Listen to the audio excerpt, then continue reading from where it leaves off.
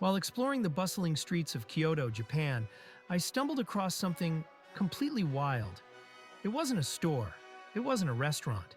It was an owl exhibit, Kyoto's famous Owl Forest Zoo.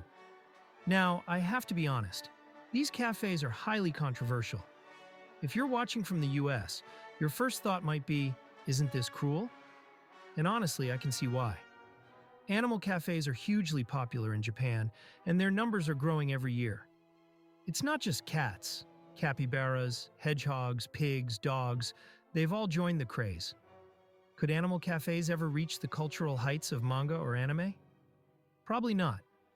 But one thing is certain. They're not going anywhere anytime soon. Walking past the cafes, it's almost surreal.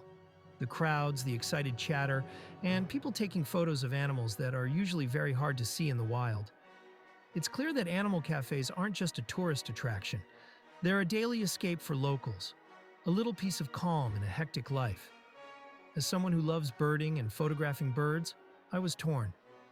Owls are notoriously elusive in the wild. I rarely go out at night to try to spot them, and I don't live in an area where owls are just hanging around. So the chance to see them up close? I couldn't pass it up. Stepping inside, I was greeted by an amazing diversity of owls, many of which aren't even native to Japan. Some were perched quietly, while others blinked sleepily at me, making little noises I had never heard before. Watching them closely was something even professional wildlife photographers rarely get to experience. And yes, with supervision, you could actually touch them, something you'd never do in the wild. Before you jump to judgment, remember, Japan has a painfully long work culture, with long hours and intense stress. Stress relief isn't optional, it's essential. Often that comes in the form of after-work drinks. But animal cafes offer an alternative, a calm, almost meditative interaction with animals.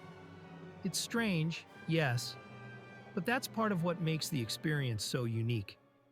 Sitting there, surrounded by owls, I felt this strange sense of calm. Even just listening to them move their heads and blink, there was something deeply grounding about it. It reminded me why humans have always been fascinated by animals. They're a small connection to something bigger than ourselves. So why are animal cafes so popular in Japan? Here are 5 big reasons. 1. The cute factor. Japan loves cute. Cats, owls, bunnies, you name it. Everything is Instagram-worthy. 2. Restricted animals. Owls aren't legal pets, so these cafes are often the only way to see them up close. 3. Small living spaces. Japanese apartments are tiny. Keeping a pet is basically impossible. 4. Pets equals stress. With society putting off having kids, adding a pet can feel like another responsibility. 5. Nocturnal nature. Owls are awake at night, but people aren't.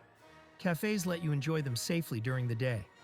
Instead of heading out for drinks after work, locals can relax here, watching adorable animals, escaping the daily grind, and decompressing. Of course, it's not perfect. Owls are often tied to branches, so they can't fly freely. They're forced to be awake during the day, which is unnatural. Feeding and drinking are monitored. They can't move freely. And let's face it, having humans watch them constantly can't be comfortable. But from what I observed, the staff take care of them well, feeding them after hours and handling them carefully.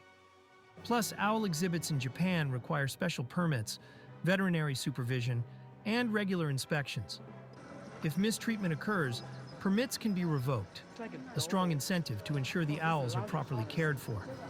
So yes, owl cafes are strange, controversial, and maybe a little sad. But they're also an undeniably unique part of Japanese culture. Would you dare visit one? Or would you walk past, unsure what to think? Comment below and let me know.